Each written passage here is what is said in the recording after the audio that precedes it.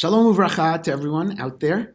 I hope everyone is well and hopefully enjoyed some of the nice weather, even though at the beginning of the week it was very cold, but during the middle of the week it was sunny and got over 50, and I hope everyone got a chance to enjoy that nice weather, and hopefully we'll have more of that as the days and the weeks as they continue and we get into spring. This week, of course, was marked a milestone in our community, of course, in general. Yesterday was March 3rd, which for me was the 1 year anniversary when we went into quarantine. I teach at SAR, and SAR was the first school to lock down before Purim. It was, because there was families from New Rochelle who were connected to that first outbreak. And, it's been a year of tremendous loss, tremendous challenge, also tremendous heroism and gvura, and also tremendous resilience. And again, want to continue to wish everybody good health and success. And again, if anybody needs anything, please reach out to me or to Deborah or to anyone else on the board, and we can try to be as helpful as possible in any way, shape, or form that we are able to. I want to thank all the volunteers over this year, etc. And as I wrote in the email this week, I encourage those who have been vaccinated already and feel comfortable after discussing it with their health providers to, if they haven't yet, been going to any of the services in person, I really would encourage you to seriously consider. We have the opportunity to have more than one minyan, and as the weather gets nicer, we can also have maybe one minyan inside and one minyan outside, and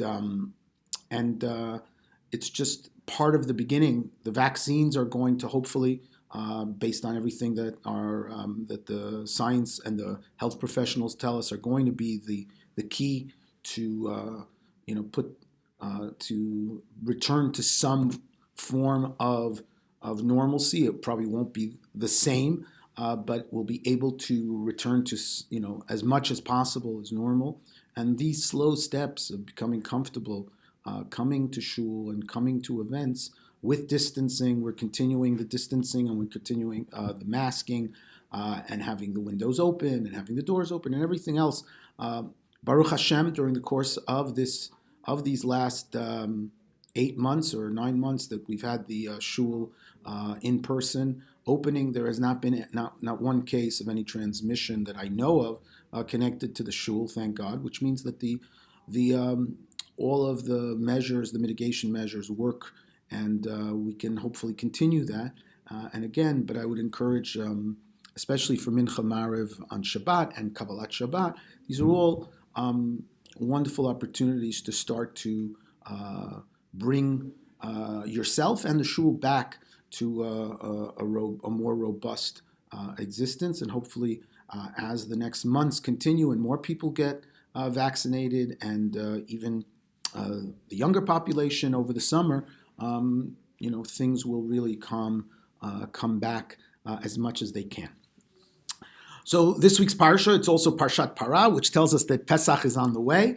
Im Yirtzeh Hashem, next week in the weekly, either in the weekly email or as a separate email, I'll be sending out the special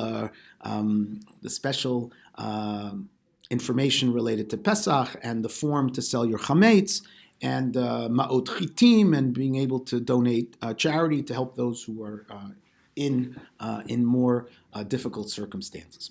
So this week's parsha, of course, is Parshat Ki Tisa, and of course, the central event is the Chet HaEgel, the sin of the golden calf, which really puts a monkey wrench in the desire and the purpose and the mission of the Jewish people to reach Eretz Yisrael after they've received the Torah. It puts everything on hold, and it threatens the integrity and the entire goal that God took them out of Egypt. Vasuli mikdash, Ve'iti lachem le'elokim, I will be for you your God. V'itim lachem li'lam, and you will be God's people. Mamlechet Kohanim v'Goy Kadosh,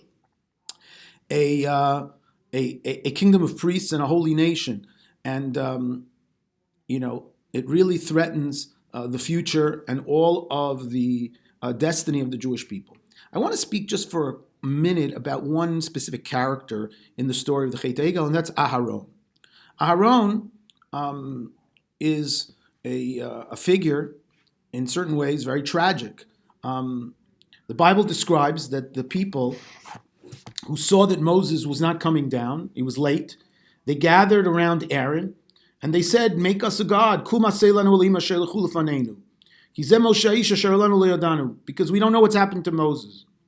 And Aaron gives them a plan and tells them, "Take off your gold and bring your gold, and tomorrow we will serve. Tomorrow we'll do this." And he makes the egel. Vayar Aaron vayiven mizbech vayikro vayomer chag laHashem machar. Tomorrow, and the next day they come and they eat and they drink and they gather. And the Bible describes, of course, that they worship the golden calf. Whether exactly it's technically idolatry or it's not, it certainly was a sin, and God is angry. And Moses has to intercede to save them. And the question is, what was Aaron thinking? What was Aaron's motivation? If you read the simple, plain sense of the text, you don't really get a window into his thinking. And when Moses comes down, Moses is very angry at Aaron. Vayomer Moshe Aaron ma'asalecha mazeh ki eveit alav chata gdola. Vayomer Aaron ha'yicharaf Hashem. Adoni, don't be angry at me. You know that the people, kibirahu, the people said to me this, and I said to them, and this is what happened. And Aaron, in the Pshat, does not come out great. Aaron was too quick to accede to their request. But if you look at the rabbinic reading of the story, the rabbis were, I think, much more sympathetic to Aaron.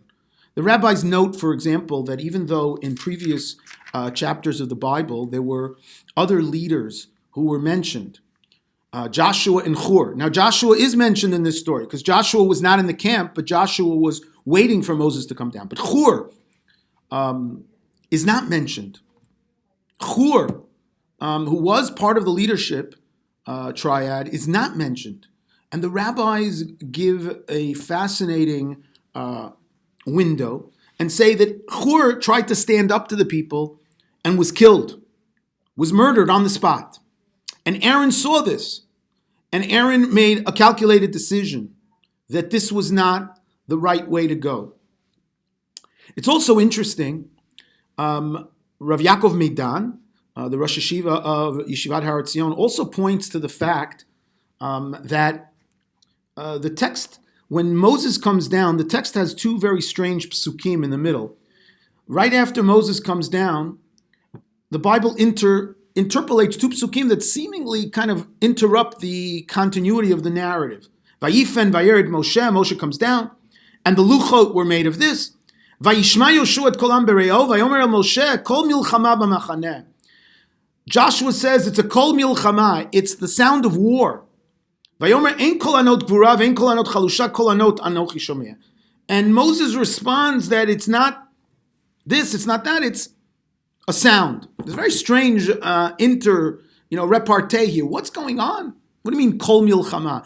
And Rav Meidan suggested that the Bible here is hinting at exactly what Chazal were pointing out, that there was kol milchama here doesn't mean just battle sounds. It means that there was a civil war going on in the camp at that point. There were the pro-Moses factions, and there was the anti-Moses faction. There were those who were loyal to God, and there were those who were still, who were identified with the Egyptian practices that they had brought out, and the Egyptian sorcerers, and the Erev Rav, and all those people. And there was a pitched battle, and Hur was one of the casualties of that battle.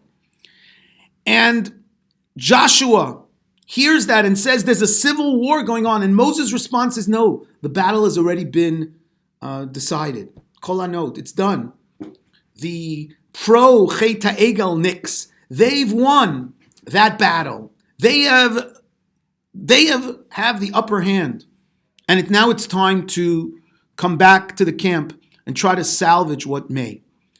And it may be that if we have a more sympathetic reading of Aaron, Aaron was confronted by a terrible, terrible reality. He was confronted by a civil war that was going on. People were dying. He was also confronted with the possibility that, yes, he could stand up and make a statement and give his life. And what would happen? Maybe more people quickly would join the Egel Nikim. And maybe more people would come and serve the Egel. And maybe if it wasn't controlled on some level, who knows where it would have led? Maybe to the killing of Moshe himself.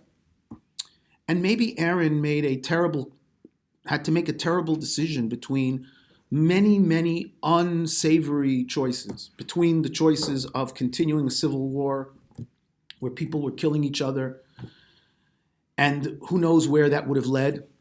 And Aaron, as a Rodev Shalom, an Ohev Shalom, a lover of peace, did not want to see the Jewish people break apart in this way, Kol Milchama.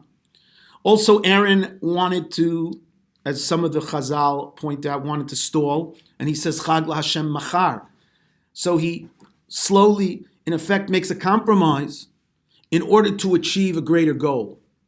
And many times in life, not only between person and person, but even in areas between man and God, we're faced with not the choice between the right and the wrong, but between difficult choices of what to do. And sometimes leaders make choices, sometimes they're wrong.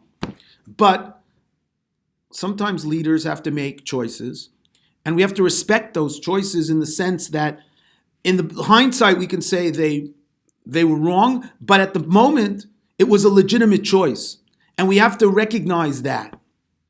And again, through this year, all of us have made choices about health, about mental health versus physical health, about reaching out to friends and family or not reaching out to friends and family, making sure that we're safe, but at the same time, at what cost?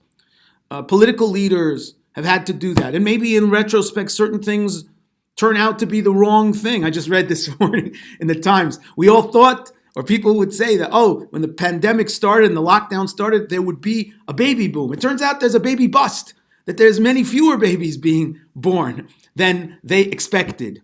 People were so tense and stressed that having children and more was not the thing. And the future was tense. And during the course, we have to make choices. We have to make informed choices. We have to make smart choices. But sometimes we are caught between not wanting X to happen versus not wanting Y to happen. And sometimes we make choices, and sometimes we make mistakes. But we have to understand the choices that people make. We have to understand that leaders are sometimes, if they're responsible and they're not megalomaniacs and they're not simply out for themselves, sometimes are confronted with very, very difficult choices. And sometimes they make choices that end up being the wrong choice, but their motivations were good. And we have to recognize that. And we have to support that. And at the same time, when the motivations are bad and the motivations are not right, then we also have to call them out for that as well. I want to wish everybody a Shabbat Shalom and hopefully see more and more people in the coming weeks and months as we get vaccinated and we're able, hopefully, to return to a more open and robust kind of experience on Shabbat and in Shul. Shabbat Shalom.